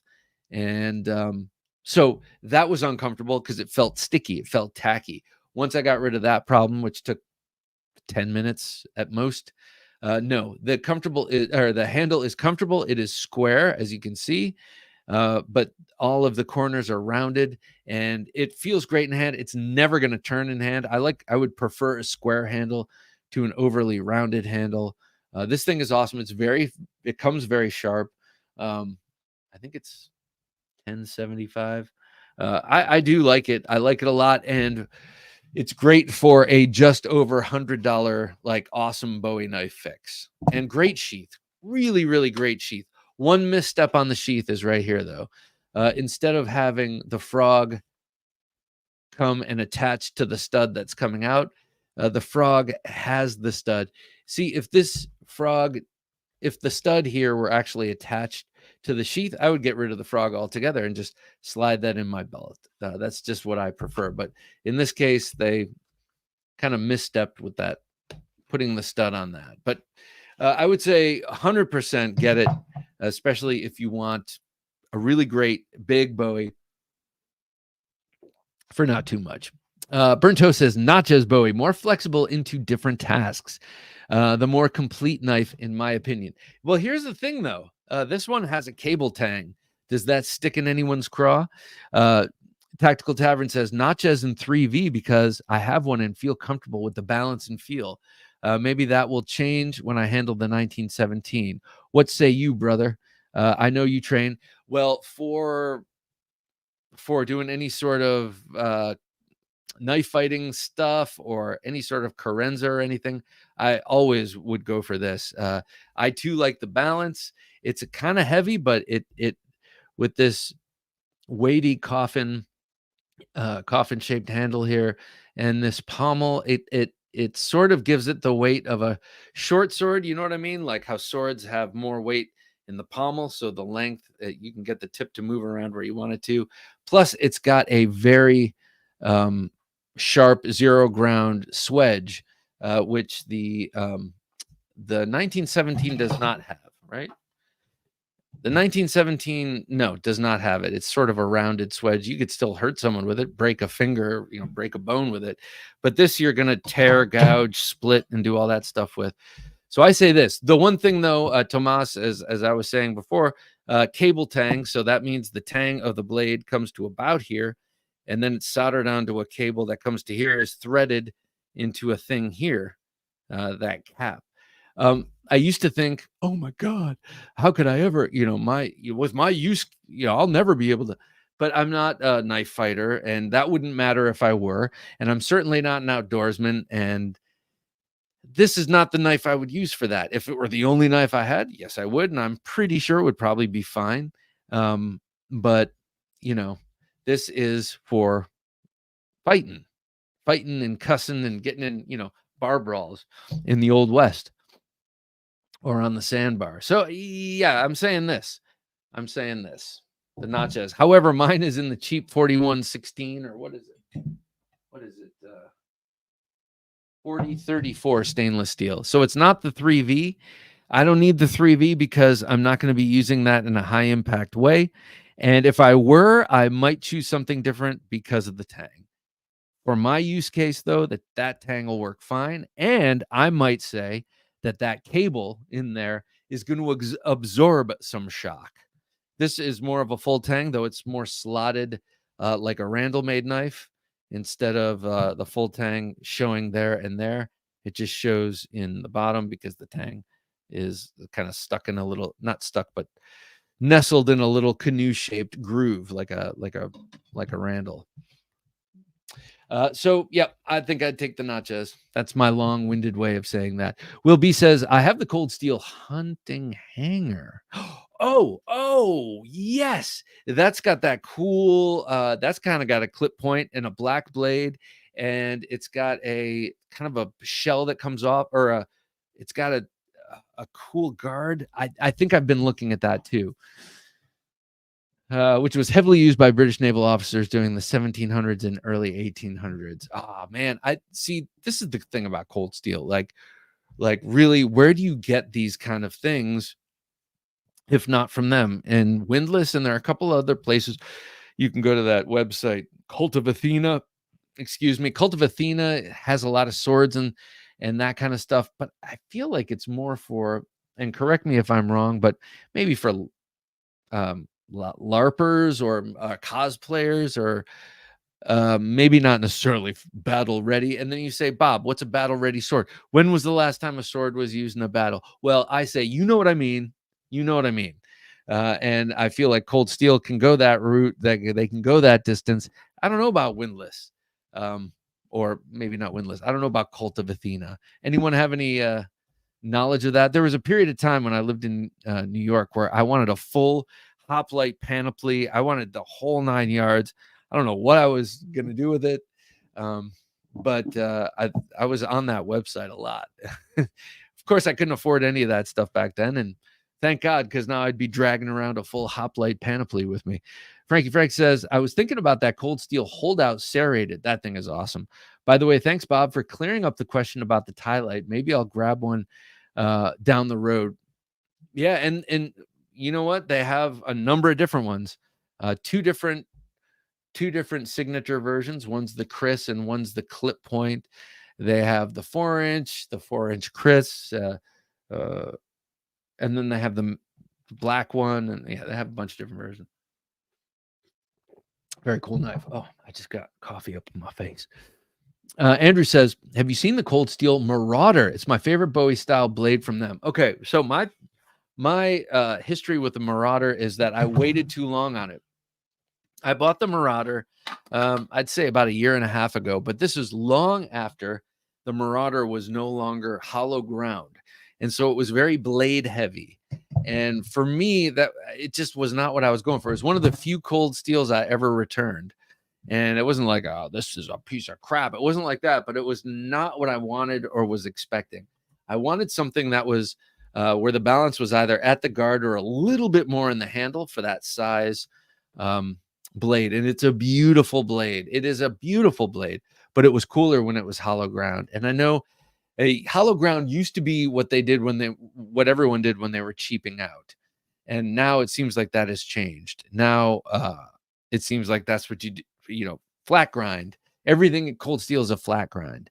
And that almost everything. And that bums me out because they've done a lot of hollow grinds in the past, and those make sense and are great for fighting knives and things like that. Are we going to use our Marauder with the sub hilt and the fighting handle for batoning wood? No. So why do we need that flat ground saber ground blade? We don't. That hollow ground would be way better because it'd be way slicier and more aggressive in a slash, but it would also maintain the original balance of that knife, which I believe is probably has to be more like their OSS sub hilt fighter. At least I think. So that's my opinion of that. If I were to buy another Marauder, I would do it on eBay, and I would find one that's hollow ground. Yeah. Robert Strebin says, so I thought of Band-Aid ideas, a print on it that says my knife did this. What do you think? Well, I think you should go for it, Robert.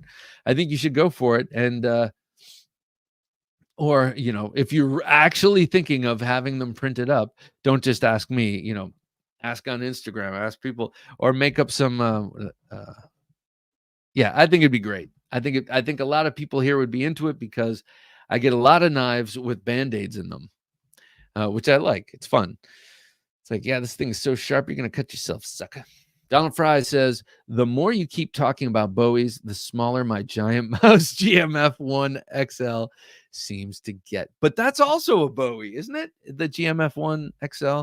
Pretty sure that's a clip point. Hey, man. Don't worry about it, man. I have no small.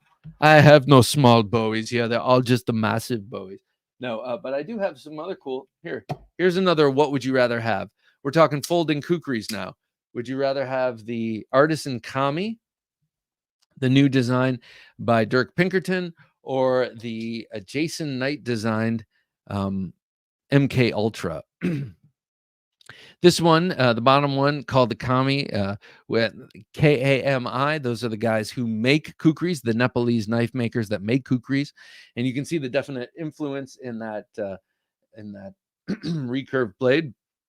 But as per Dirk Pinkerton, who's an amazing designer, also amazing at the grinder with his custom knives. But as a designer, he loves historical and ethnographic weaponry, and he does a lot of mashups. And this is definitely a mashup. You got the kukri influence in the blade, but some different things happening in the handle, maybe some more Western things. Here with the MK Ultra designed by Jason Knight, you have more of a traditional kukri in that handle, the overall arcing shape, and the blade itself is also a little more kukri-ish. So which one would you rather take if you had to carry one of these two awesome sweet knives around? This 3.6 inches. This is actually a very small feeling 4.1 inches. So this one is substantially larger. They're both thin and carry like a dream. Which would you prefer? Tomas says, if the 1917 is full tang, I would go with that for versatility.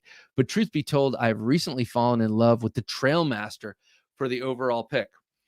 Tomas, I will agree with you that I have a Trailmaster it's approaching 30 years old. It is it's old, and I got it a long time ago, and I had a couple of misadventures with it, and I've also it's almost been reshaped. But I would agree with you. I think, and I've said this before, that if I had to rely on one thing, and I'm sure I've said this about many other knives, but I am agreeing with you right now. That Trailmaster is perfect.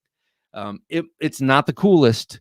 It does not look as cool as the Natchez Bowie. It does not look as cool as almost any of the other Bowies, but it's got a very sharp back. It's got a very sharp zero ground swedge, so extremely combative. I mean, you use that with all sorts of Bowie knife back cutting kind of techniques. It's got a great full flat ground blade that is a 1/4 inch thick. So if you needed to baton it through wood to make kindling, that is what I use to make kindling most often.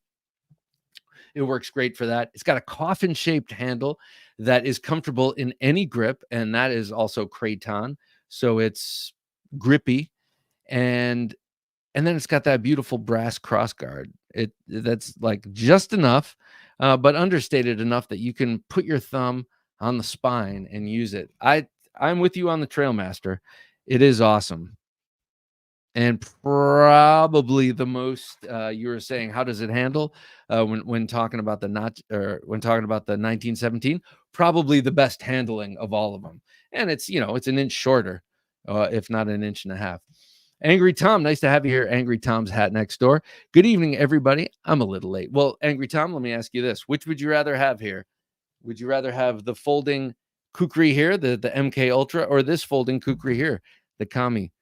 This designed by Dirk Pinkerton, this designed by Jason Knight, two great knife designers / makers. Which would you choose? Pizza Lover Forever says, Knife Junkie, have you seen Lynn Thompson's pocket dumps? Does he always carry the Bowie? So he has. So I've met him a few times in person, and I interviewed him once on this show. And he always has two XL Vaquero Grandes, so two XL Vaquero Voyagers, the big curvy blade.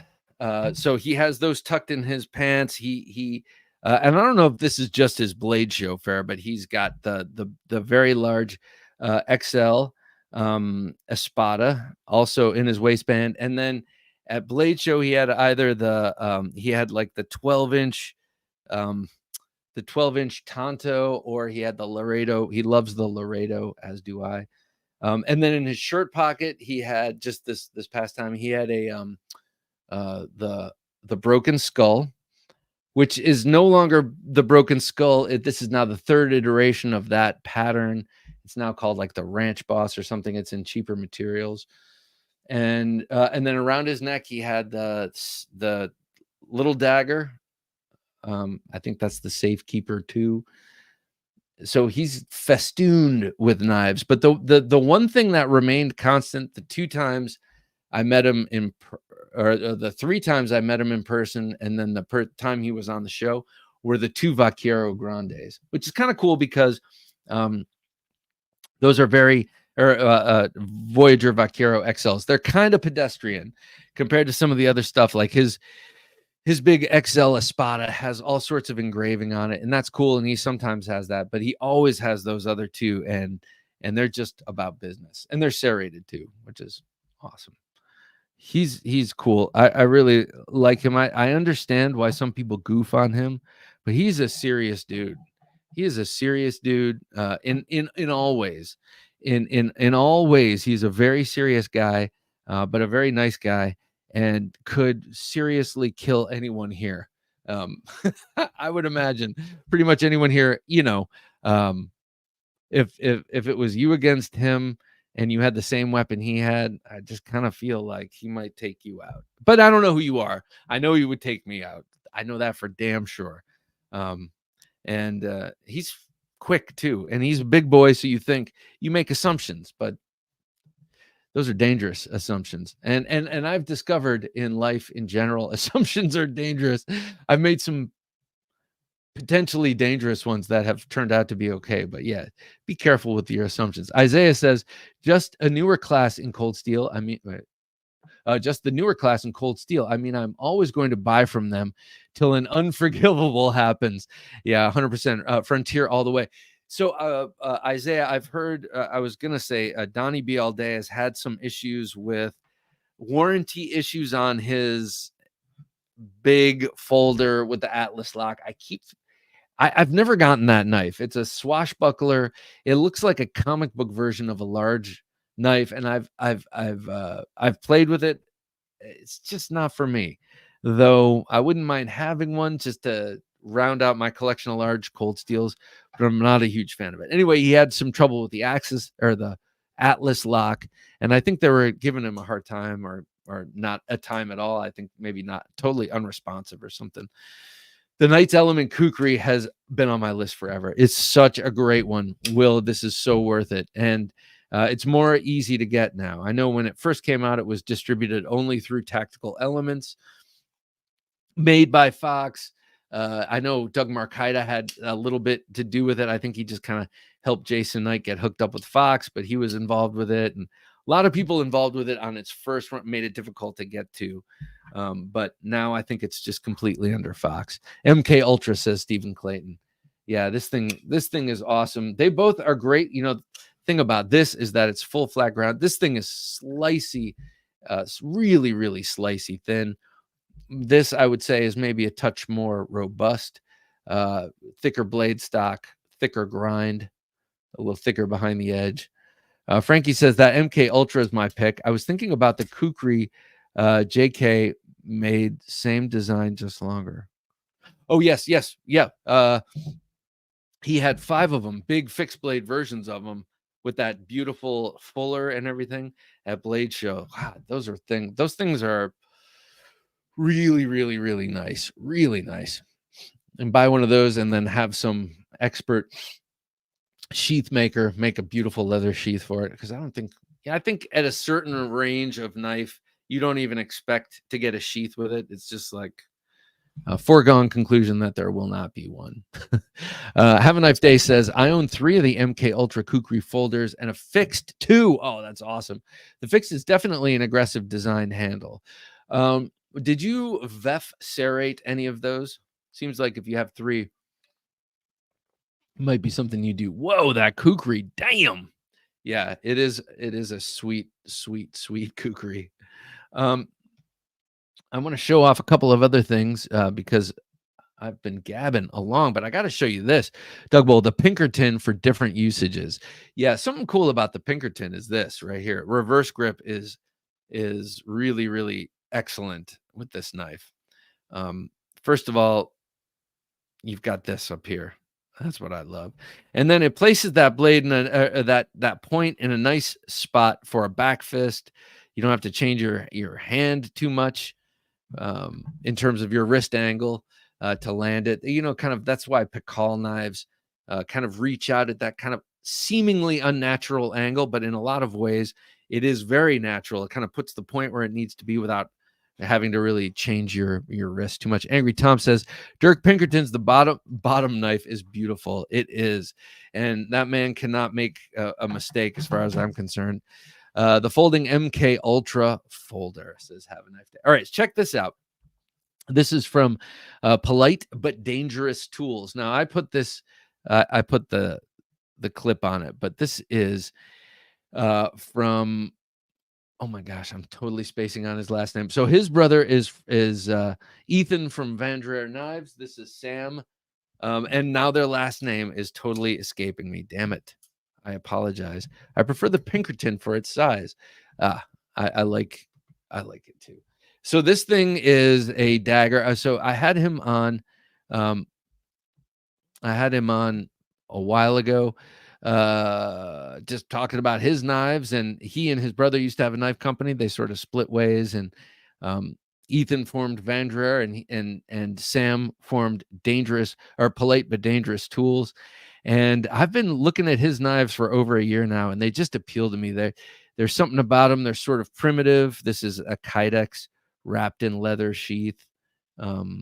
And here's the knife. I've been into Tsukamaki wraps and jute. Well, this is both in one, and then it's got that napped 1095 style dagger blade. Nice and thin, really sharp, and just a cool knife. And I've been into watching Donnie Dust. I don't know if you know who he is, but he does a lot of flint napping and other primitive tool making and primitive survival stuff. He's going to be coming on the show here in about a month, and I'm very excited to talk about him. We talk about knives as being the first tools. Well, he makes them. He makes them as they were made when they were the actual first tools. And that's what this really appealed to me on a number of fronts. A, you've got the wrap. B, you've got the dagger. C, you've got that flint nap sort of rock pattern kind of treatment on the blade. And I just like the sort of primitive organic feel of this knife. So had to get it. And the price was right. If you're interested in this or knives that look like this, go to Polite but Dangerous Tools. Their knives are very well priced. And it's a good way to get into a custom knife for money you would spend on a production knife. Frankie Frank says, nah, Lynn Thompson is a straight up sleeper. Next thing you know, I'm not sure where you guys were talking about, but he had the Mayhem. That's what I'm talking about. The Mayhem, which I wanted to get, but I think is overpriced at the moment. I agree. And I also think it's a ham-fisted design. I mean, it's kind of cool, but it's a little overdone. I don't know. It looks kind of like how a kid would draw a knife or something. I can't quite think of what it is about the Mayhem that kind of rubs me the wrong way. Have a Knife Day says, I VEF on those. Nice. You VEF on all, and I like that. Karen says, I have a 2.25. Oh, I'm sorry. 2.25 inch machine. Wait, what is this? I have a 2.2. Oh, no. I have two 25-inch machetes with the swashbuckle guards. Oh, cool. So you mean like the D guard, or is the swashbuckle guard more of a something that's like this, like a full cupping? Isaiah says, yeah, but I got a few issues with Donnie B's story. I mean, he got a knife from their booth, okay, but he got it for 70% off at the end of Blade Show, no box, nada, and used a card. Oh, interesting. Okay, I don't think I guess I must have fallen asleep or didn't make it all the way through. Yeah. I could see that if you're picking up a floor model from Blade Show that is getting pawed by every Tom, Dick, and Harry. Yeah. It's not going to be in great shape. Isaiah said, I mean, he got hustled, and I mean, they saw him coming. Big smile, hustled, kind of asked for it, in my opinion. Gaston Garcia, good to have you, Gaston. Late to the party. Good evening to all knife junkies here. Good evening to you, sir. I hope you're doing well. Karen says the D guards. Yes, yes. Oh, well, they make. Oh my God, my mouth is so dry. They make a D guard machete that also has kind of a clip tip, right? Like a tip on the 1918 Cutlass. I think like a clip point right at the very end. Am I right about that, or is that a totally different thing? D guards are great, not just for combat and for punching people in the melee, but also great on a machete if you're just hacking through endless stuff, and that can really jack up your hands after a while. And gloves and a little D guard just to stop the bigger stuff from hitting. I could see how after a day of cutting down stuff with a machete, that would be welcome. EDC, nice to have you here. Good morning, junkies of the Sharp Edge from Wales. I know I forgot that you were from Wales. I remember this. My wife is half. No, she's a quarter Welsh, and we bring that up a bit because neither of us have been to Wales, and both would like to go check it out. So, thank you for joining us all the way from Wales. We got about a couple more minutes here. I wanted to show you this polite but dangerous tools, but I also have something else. Couple of other something else's. So I showed the V44X. Oh, okay. Let me show you these two cool things. These are two knives sent to me by the companies. This happens seasonally. I just discovered that Civivi has been trying to send me knives for 3 drops, and it's been going into my promotions box or whatever, and so I hadn't been paying attention to that. It's where everyone who has my webpage sends me stuff, or my email, so I missed that. But I didn't miss Kubi, and they sent me this, which is really cool. This is the Kubi Hound, designed by Max Chuk, and it's a great little EDC 14C28N. You have G10, really nice crossbar action that took maybe a day to break in. It was a little bit gritty, but now it is smooth as silk, and this is really nice. It's a 3.4-inch blade. I love the shape of that long clip point. Reminds me sort of a little kind of bit of a Winkler, traditional, belt knife kind of thing. You've got a nice arced handle that's very comfortable. Here's something I like. Right here, the backspacer has a jimped gear pattern backspacer that sits proud, just a little bit proud, so that when you're closing it up and you're doing your thing with the lock, it nestles there and stays there perfectly. It's a great platform for opening and closing the knife. Not for nothing, but in reverse grip, it also gives you a place to put your thumb where it's not going to slip. So that's the Kubi Knives Hound. I'm going to be doing a review of this sometime in the next week. I've been carrying it a bit and liking it. Another one that was sent to me was from Vastid, and this is the my camera got all cattywampus. This is called the Parallel, and this sucker is tiny thin. That's its USP. Its unique selling proposition is how thin it is. Thin, and I would say handsome and good looking. Look at that. It's a cool blade. It's a nice blade. You've got a gently arced belly, but the point is still low, and you've got a sheep's foot tip there, and a very nice point, but also very thin. This is also 14C28N, a Sandvik steel from Sweden, and you got a crossbar lock. Interesting crossbar lock on this Vastid is that it comes to about here, and then it takes a little bit of force to close up. So if you're fidgeting with it, you want to hold that lock all the way back until, if you stop anytime early, it'll arrest its motion right there. So you want to keep it pulled all the way in until that blade is fully nestled in the handle, and you will have full fidgetability. This is a really nice, very thin knife. When we were on vacation recently, I had this in my back pocket all the time, kind of forgot about it. So light with those aluminum handles, and nice and thin. Or is that steel? You know what? I said aluminum, but that might be steel. I'll have to check it out. All right. 2 more I want to show you before we dip on out of here. And these were both impulse buys. The cold steel cheapos. I love these things. In the family with the roach belly is the Fin Bear. This is based on a Puukko from Finland. And it's got that cool shaped handle, teardrop handle, nestles nicely in hand, 4-inch blade of 4116 Krupp steel. So pretty cheap, pretty easy to resharpen, takes a nice edge.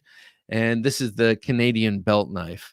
And I love the shape of this knife. I had the LT Wright version or an LT Wright Canadian belt knife type knife on loan here. And I loved it. That was from Kep McNessart.